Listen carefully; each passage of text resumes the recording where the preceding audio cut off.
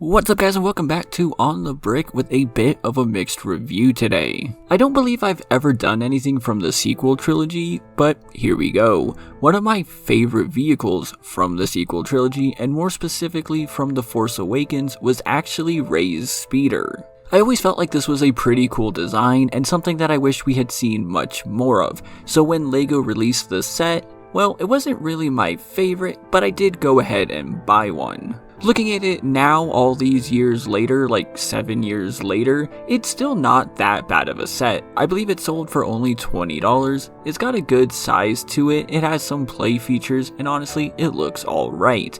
But the biggest issue that I personally had with it, and I know a lot of people had with it, is actually just how big it is. For young kids, something like this was perfect to play with. But if you're looking for something that's accurate or more collectible, well, this just wasn't it. So I was looking to get something smaller. Okay, maybe not that small. A few years ago, but not as many years as the last one, LEGO also released a very tiny version of REY's speeder in one of the advent calendars. This one is extremely tiny, and if you've ever bought or seen any of the advent calendars, you know that most of the time they just do enough to represent what they're supposed to be, and not much more beyond that. So we need to go just slightly bigger than this. Ah, that is so much better. Regrettably though, I don't remember who made this one. I've actually sat on it for longer than I've had this channel, so I really just don't remember at this point. I've tried looking it up and I can't really find anything that looks even similar to this. So it's entirely possible that I just came across it either on Reddit or even on like Bricklink before LEGO took over. I'm not sure. So if you happen to know who made this, please let me know. I would love to give proper credit. But this is supposedly minifig scale, and it's made up of only about 30 pieces in all.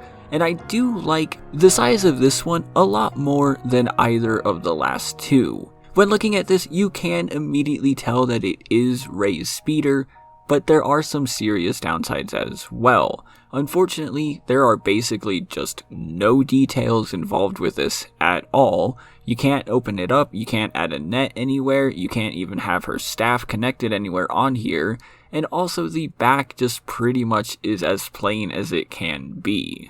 And the other major issue with this is more to do with the proportions of LEGO minifigures than anything. Because if you didn't know, LEGO minifigures are actually proportioned differently than humans are. This makes minifig scale quite weird and changes depending on how exactly you measure it.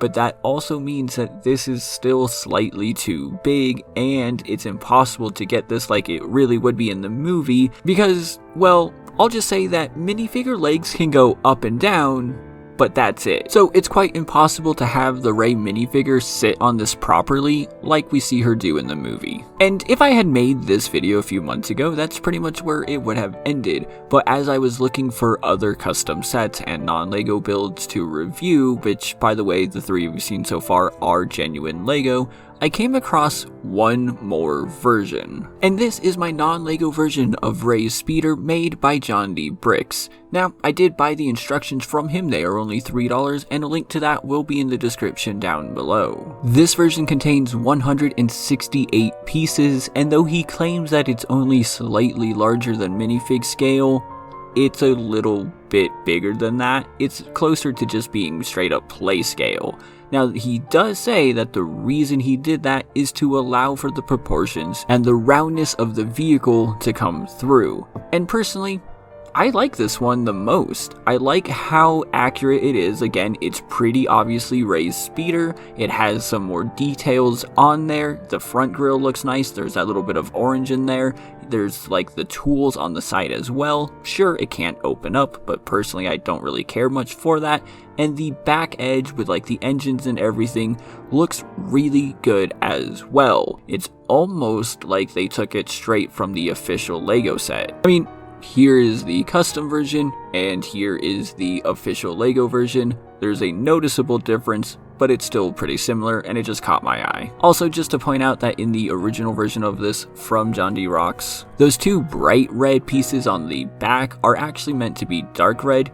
You can get that in real LEGO very easily, and I probably will at some point soon. But despite not being true minifig scale, like I said, I like this one the most. There's a room for a gun, a room for a staff, REY fits comfortably, and it just works the best for me. Because if I put the three together, you can see it goes right in between the two. It doesn't sacrifice accuracy and details for size like the smaller one, but it's also not too big just to allow play features. I have no idea why this is the set that I have multiple of, but I do. And there's also this like really big UCS version that I hope to get one day, even though it's not designed the best. It uses a lot of rare pieces and is quite expensive. But hopefully at some point soon, I'll be able to try it out. And with that, let me know your thoughts in the comments down below. Is there anything else from Johnny Rocks that I should get? Because it looks like he's got some cool stuff. If so, let me know. Consider hitting that subscribe button to support the channel,